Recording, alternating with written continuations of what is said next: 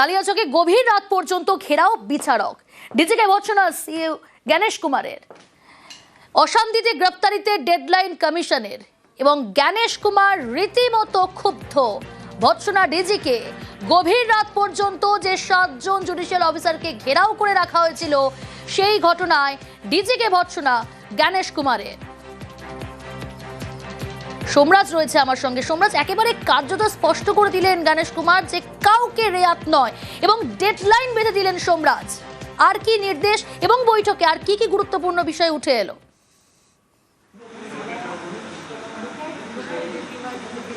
দেখো, একদমই বৈঠকে রাজ্য পুলিশের ডিজিপিকে উদ্দেশ্যে কড়া বার্তা দেশের মুখ্য নির্বাচন কমিশনার জ্ঞানেশ কুমার দিচ্ছেন। গতকাল গভীর রাত পর্যন্ত জুডিশিয়াল অফিসাররা আটকে থাকলেন বিডিও অফিসে, কিন্তু সেক্ষেত্রে রাজ্য পুলিশের রেসপন্স কেন এত দেরিতে হলো, কেন তড়িঘড়ি রাজ্য পুলিশের তরফে পদক্ষেপ নেওয়া হলো না, তা নিয়েই রাজ্য পুলিশের ডিজিকে কড়া বার্তা দিলেন দেশের মুখ্য নির্বাচন কমিশনার জ্ঞানেশ কুমার।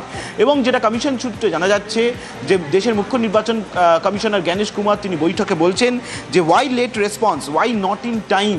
রাজ্য পুলিশের ডিজিপিকে উদ্দেশ্য করে এই প্রশ্ন রেখেছেন দেশের মুখ্য নির্বাচন কমিশনার। পাশাপাশি তিনি ডেডলাইন দিয়ে দিয়েছেন আজ রাত 12টার মধ্যেই যারা যারা অভিযুক্ত তাদের সবাইকে গ্রেপ্তার করতে হবে।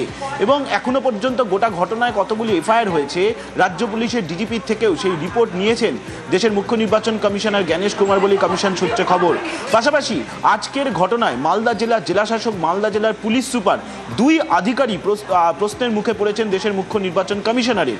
জ্ঞানেশ কুমার আজকের বৈঠকে প্রশ্ন রেখেছেন যে এই ঘটনায় কেন এত রেসপন্স দেরিতে করা হলো, কেন তড়িঘড়ি রেসপন্স থাকলো না।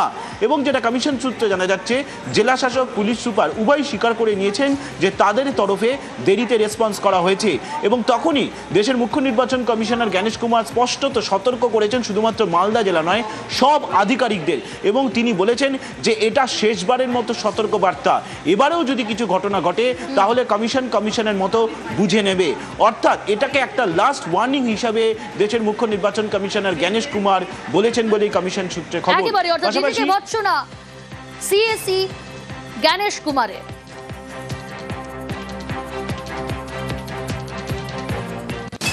এদিকে কালিয়াচকের অশান্তিতে গ্রেফতার আইএসএফ প্রার্থী, মোথাবাড়ির আইএসএফ প্রার্থী সহ গ্রেফতার 18। গতকাল দফায় দফায় উত্তপ্ত হয় সুজাপুর, মোথাবাড়ি। গভীর রাত পর্যন্ত ঘেরাও 7 জন জুডিশিয়াল অফিসার। আর সেই ঘটনায় এবার গ্রেফতার আইএসএফ প্রার্থী সেবক রয়েছে। আরো ডিটেল জানবো সেবক, পুলিশ সূত্রে লেটেস্ট কি আপডেট রয়েছে, কতজনকে গ্রেফতার?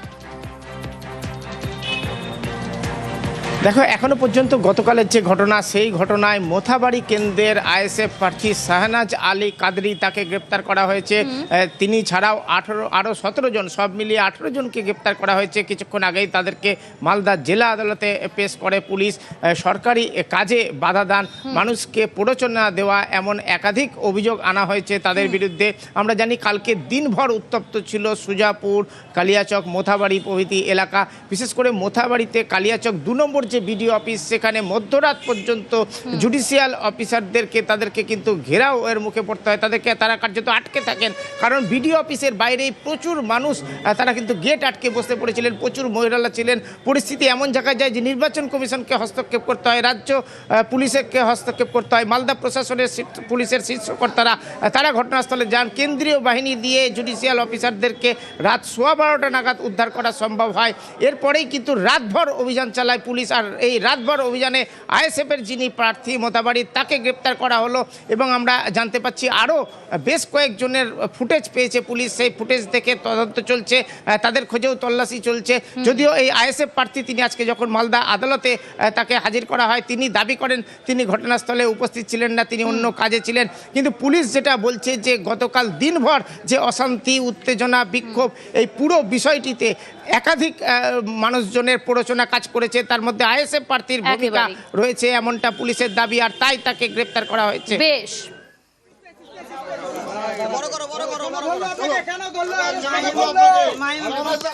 এসআইআর এ নামবাদের প্রতিবাদ, মালদায় ধুন্ধুমার। আর এ নিয়ে মমতা বন্দ্যোপাধ্যায়ের সুর সপ্তমে। মালদা ও মুর্শিদাবাদে 3টি সভা করলেন। প্রতিটি সভা থেকেই চড়ালেন সুর, নিশানা করলেন অমিত শাহকে। আপনারা জানেন এখন অ্যাডমিনিস্ট্রেশন আমার হাতে নেই, ল অ্যান্ড অর্ডার টোটালটাই আমার হাত থেকে কেড়ে ইলেকশন কমিশন হাতে নিয়েছে, আর ওরা হোম মিনিস্টার অমিত শাহর কথায় চলে, আমার কথায় চলে না। মালদার মোথাবাড়ি বিধানসভা আসনের কালিয়াচক 2 নম্বর ব্লক, এখানেই বুধবার ধুমধুমার।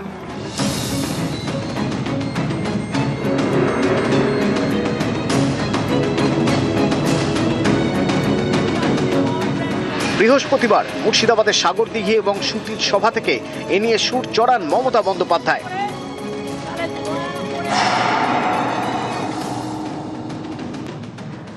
আপনারা জানেন এখন অ্যাডমিনিস্ট্রেশন আমার হাতে নেই, ল অ্যান্ড অর্ডার টোটালটাই আমার হাত থেকে কেড়ে ইলেকশন কমিশন হাতে নিয়েছে, আর ওরা হোম মিনিস্টার অমিত শাহর কথায় চলে, আমার কথায় চলে না।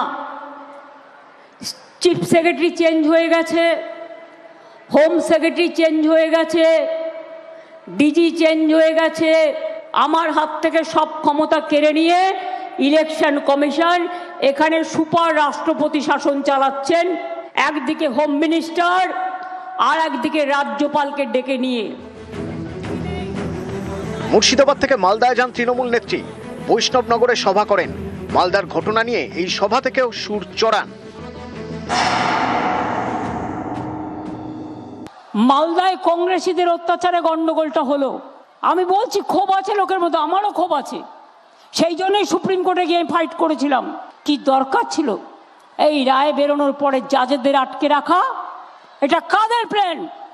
যারা করেছে তাদের একটাকেও যেন ছাড়া না হয়, সে যেই হোক, কারণ এটা আমাদের দলের কোনো পরিকল্পনা নয়। আমরা দাঙ্গার পক্ষে নই। বাংলার সম্মান নিয়ে যারা খেলা করেছেন, একটা জায়গার জন্য সারা বাংলার বদনাম করেছেন আপনারা। আমাকে ভোট দেন বা না দেন আমার যায় আসে না, আমি দাঙ্গার পক্ষে নই। আমি বিজেপির সাথে 1 থেকে 100 ভাগ লড়াই করি, তাকে আপনারা অসম্মান করছেন কংগ্রেসের কথায়। কালকে যে ঘটনা মালদায় ঘটেছে, জানি না কারা করেছে, কিন্তু আমার কাছে কেউ কোনো খবর দেয়নি, কারণ এখানকার চিফ সেক্রেটারি আমার সাথে আজ পর্যন্ত কলন করেনি, আমাকে কোনো ইনফরমেশন এরা দেয় না। জানতে পারলাম রাত্রির 12টার সময় যে জাজেদের ঘেরাও করে রেখেছে। আমি মনে করি মানুষের ক্ষোভ থাকতেই পারে। মুর্শিদাবাদ, মালদা, উত্তর দিনাজপুর জুড়ে বিজেপির গেম প্ল্যান অনুযায়ী আমার ভবানীপুর কেন্দ্রেও জেনে রাখবেন, যেখানেও সংখ্যালঘুদের নাম বাদ দিয়েছে, এখানেও ঢেলে বাদ দিয়েছে। বিজেপি অনেক পরিকল্পনা করছে, গভর্নমেন্ট অফ ইন্ডিয়া পরিকল্পনা পুরো দোসর। অমিত শাহ চক্রান্তের ব্লুপ্রিন্ট তৈরি করছে, আর আমি অনুরোধ করব কেউ দাঙ্গায় যাবেন না, কোনো গদ্দারের কথা শুনে এটা বিজেপি প্ল্যান। কালকে মালদায় একটা ঘটনা ঘটেছে, তাই নিয়ে সিবিআই দিয়েছে সুপ্রিম কোর্ট, এনআইএ দিয়েছে। রাজ্যের যাদের শোকজ করেছে আমার কিছু বলার নেই, কিন্তু পুরো স্টেটকে একটা মালদার ঘটনা দিয়ে রাজ্যকে যেটা বদনাম করা হয়েছে, আন্দোলন করতেই পারেন, সেটা শান্তিপূর্ণ, জাজেদের গায়ে হাত দেবেন না। বাংলার ডেমোগ্রাফি জানেন না, আর আপনারা বলছেন ডেমোগ্রাফি চেঞ্জ হয়ে গেছে। টোটালটাই অমিত শাহ করিয়েছে, টোটালটাই চক্রান্ত অমিত শাহ। ইলেকশন কমিশনকে দিয়ে তাকে রেজিগনেশন করতে হবে। আই ডিম্যান্ড, আমি স্বরাষ্ট্রমন্ত্রীর রেজিগনেশন ডিম্যান্ড করছি। অপদার্থ একটা স্বরাষ্ট্রমন্ত্রী বর্ডার আটকাতে পারে না, দেশকে বাঁচাতে পারে না, শুধু বিজেপি করতে গিয়ে দেশটা সর্বনাশ করে দিয়েছে। সিবিআই করেছে যারা আন্দোলন করেছে তাদের বিরুদ্ধে, এনআইএ করেছে। বিজেপির এটা গেম প্ল্যান জেনে রাখবেন, এখানকার নির্বাচন ক্যান্সেল করে রাষ্ট্রপতির শাসন জারি করা। আপনারা কি সেটা চান না? আপনারা শান্তি চান? আপনাদের এখানেও কিছু কিছু কমিউনাল লোক ঢুকেছে যারা বিজেপির টাকায় হায়দ্রাবাদ থেকে উড়ে এসেছে, আর এখানে টাকা নিয়ে আপনাদের ভোট ভাগাভাগি করার চেষ্টা করছে। জয় জোহার, জয় বাংলা, ভালো থাকবেন সবাই। নিউজ 18 বাংলা।